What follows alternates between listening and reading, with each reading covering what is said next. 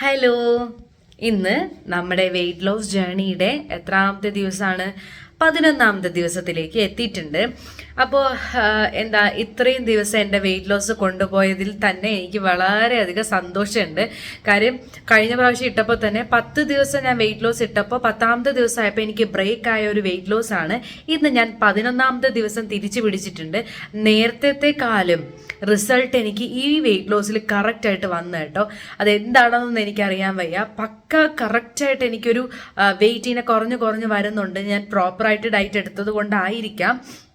അതുപോലെ തന്നെ എനിക്ക് മുമ്പത്തെ വീഡിയോസ് ഇടുന്നതിനെക്കാട്ടിലും കൂടുതൽ ഇപ്പം വീഡിയോ ഇടുമ്പോൾ എനിക്ക് ഇൻട്രസ്റ്റ് ഉണ്ട്. കാര്യം ഞാൻ ഇടുന്ന വീഡിയോസിന് നിങ്ങൾ എനിക്ക് റെസ്പോൺസ് തരുന്നുണ്ട്, ക്വസ്റ്റ്യൻസ് ആയാലുമില്ല. പക്ഷെ നിങ്ങൾ ഒരു കാര്യം ചെയ്യുക, നിങ്ങളുടെ വെയിറ്റ് എത്രയാണെന്നും കൂടെ പറഞ്ഞിരുന്നു എങ്കിൽ ഞാൻ ഈ പറഞ്ഞു തരുന്നതിൽ എന്തെങ്കിലുമൊക്കെ ഒരു അർത്ഥം ഉണ്ടാവുമെന്ന് ഞാനിങ്ങനെ വിചാരിക്കുന്നു കേട്ടോ.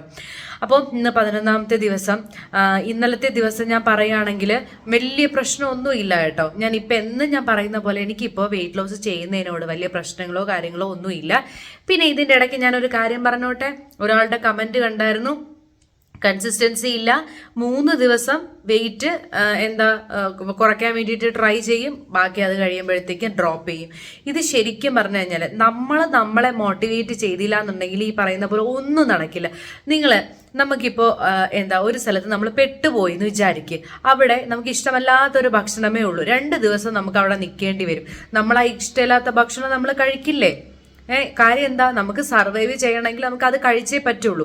അതുപോലെ തന്നെയാണ് ഈ ഒരു കാര്യം. നമുക്ക് സർവൈവ് ചെയ്യണമെങ്കിൽ നമ്മൾ മോട്ടിവേറ്റഡ് ആയിട്ട്, നമ്മൾ ഇഷ്ടമല്ലെങ്കിൽ നമ്മളത് ചെയ്താലേ പറ്റുള്ളൂ. നമ്മൾ അങ്ങനെ നമുക്ക് ആ ഒരു വിഷമമില്ലാതിരിക്കാൻ വേണ്ടിയിട്ട് നമ്മളത് ചെയ്ത് കഴിഞ്ഞാൽ മാത്രമേ അതിനൊരു റിസൾട്ട് കിട്ടുള്ളൂ. കൺസിസ്റ്റൻസി എന്ന് പറയുന്ന ഒരു സാധനം ഒരാൾ നമ്മളെ മോട്ടിവേറ്റ് ചെയ്ത്, ഇപ്പം ഞാൻ ഇത്രയും മോട്ടിവേഷൻ തന്നു, ഇത്രയും കാര്യങ്ങൾ പറഞ്ഞു തന്നു, എന്നിട്ടും കൺസിസ്റ്റൻസി ഇല്ല എന്ന് പറയുന്നെങ്കിൽ അത് നമ്മൾ സ്വന്തമായിട്ട് നമ്മളെ മോട്ടിവേറ്റ് ചെയ്യാതെ വേറൊരാൾ എത്ര മോട്ടിവേറ്റ് ചെയ്തെന്ന് പറഞ്ഞിട്ട് കാര്യമില്ല. പക്ഷേ ഞാൻ ഈ വെയിറ്റ് ലോസ് ചെയ്യുന്നത് കാണുമ്പോൾ ഒരു മോട്ടിവേഷൻ വരാം, അത് മാത്രമേ ഉള്ളൂ. പക്ഷെ ആ ഒരു ഹോൾ ദിവസം ആ ഒരു മോട്ടിവേഷൻ, അല്ലെങ്കിൽ കുറച്ച് നാൾ നമ്മളെ വെയിറ്റ് കുറയുന്നവരേക്കുമുള്ള മോട്ടിവേഷൻ നമ്മൾ എടുക്കണമെങ്കിൽ അത് നമ്മളായിട്ട് ഇനിഷ്യേറ്റീവ് എടുത്താൽ മാത്രമേ ഇത് പറ്റുള്ളൂ. അപ്പം എനിക്ക് ഇങ്ങനെ കൺസിസ്റ്റൻസി ഇല്ല, ഡ്രോപ്പ് ആവുന്നു എന്ന് പറയുന്നവരോട് എനിക്ക് ഒരൊറ്റ കാര്യം മാത്രമേ പറയാവുള്ളൂ.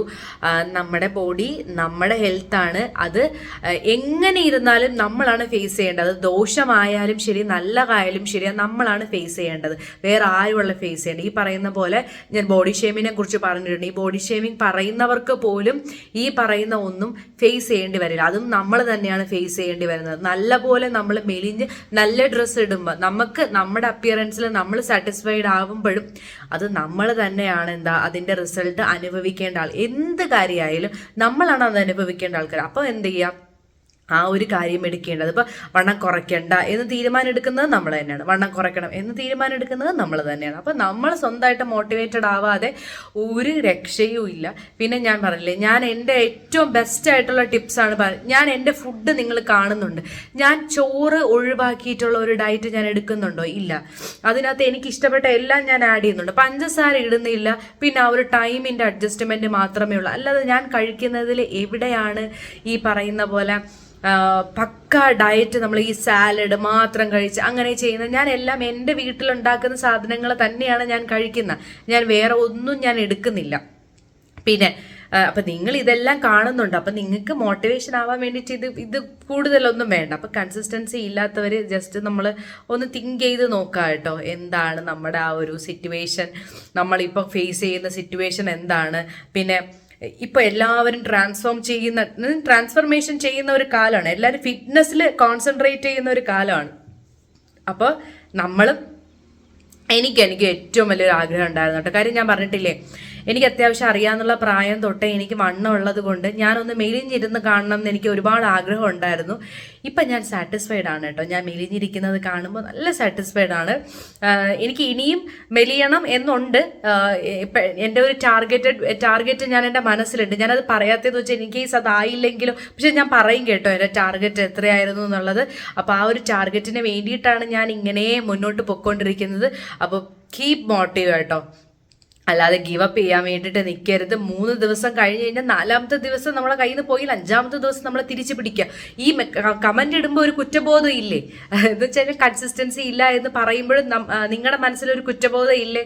ഞാൻ 3 ദിവസം കഴിഞ്ഞിട്ട് ആ കുറ്റബോധം തോന്നുന്നു അന്നോട്ട് പിന്നെ റീസ്റ്റാർട്ട് ചെയ്യൂ. അങ്ങനെ പല പല റീസ്റ്റാർട്ടുകൾ ചിലപ്പോൾ ഒരു എന്താ പറയുക ഒരു കൺസിസ്റ്റൻസി നമ്മളെ ക്രിയേറ്റ് ചെയ്യുന്നെങ്കിലോ. അപ്പോൾ ഇതൊക്കെ ആലോചിച്ചൊന്ന് ട്രൈ ചെയ്ത് നോക്കാം കേട്ടോ. ഞാനും ഈ പറയുന്ന ഡയറ്റ് എടുക്കാനും വർക്കൗട്ട് ചെയ്യാനും ഫുഡൊക്കെ കൺട്രോൾ ചെയ്യാൻ മടിയുള്ള ഏറ്റവും വലിയൊരാളാണ്. അപ്പം എനിക്ക് പറ്റുമെങ്കിൽ എന്തായാലും നിങ്ങൾക്കും പറ്റും. എനിക്ക് ഇഷ്ടം പോലെ എന്ന് വെച്ചാൽ ചില ദിവസങ്ങളിൽ ഞാൻ ഭക്ഷണം കഴിക്കുന്ന കണ്ടിട്ട് എൻ്റെ ഹസ്ബൻഡ് എന്നെ കണ്ണ് തള്ളി പോയിട്ടുണ്ട്. ഇങ്ങനെയും ഭക്ഷണം കഴിക്കുമോ എന്ന് വരെ ചിന്തിച്ചിട്ടുണ്ട്. ആരും കഴിക്കാൻ എന്താ വെച്ചാൽ ഇഷ്ടമല്ലാത്ത ഭക്ഷണം പോലും ചിലപ്പോൾ ഞാൻ ഭയങ്കര ആർത്തിയോടുകൂടി കഴിക്കുന്നുണ്ട്. ഞാൻ ഫുഡ് ഇഷ്ടപ്പെടുന്ന ഒരാളാണ്, എനിക്കും ഫുഡാണ് ഭയങ്കര ഇഷ്ടമാണ്. പക്ഷെ എന്ത് ചെയ്യാൻ, നമ്മുടെ ബോഡി നമ്മുടെ കയ്യിലാണ്. അപ്പം നമ്മളത് കൺട്രോൾ ചെയ്തേ പറ്റുള്ളൂ. അപ്പോൾ ആ കമൻ്റ് ഇട്ട ആൾക്ക് മനസ്സിലായി എന്ന് വിശ്വസിക്കുന്നു കേട്ടോ. അപ്പോൾ നമുക്കിനി ഫാസ്റ്റിംഗ് ബ്രേക്ക് ചെയ്യാൻ നേരത്തെ കാണാം. Bye bye. ഹലോ, 12 മണിയായിട്ടുണ്ട്. എൻ്റെ ഫാസ്റ്റിംഗ് ബ്രേക്ക് ചെയ്യാനുള്ള സമയമായിട്ടുണ്ട്.